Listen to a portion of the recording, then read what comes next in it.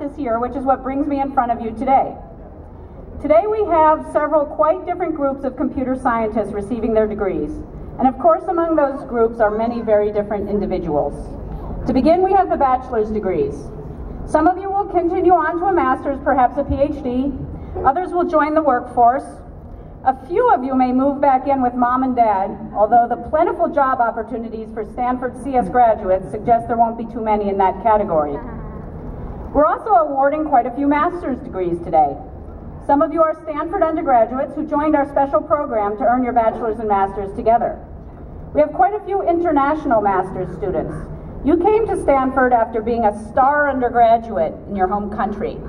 Naturally, we have students from India and China, but you also hail from Bulgaria, Cyprus, Japan, Switzerland, the United Arab Emirates, and about 10 other countries. Some of you will take jobs in the US, but I hope many of you will bring the skills and the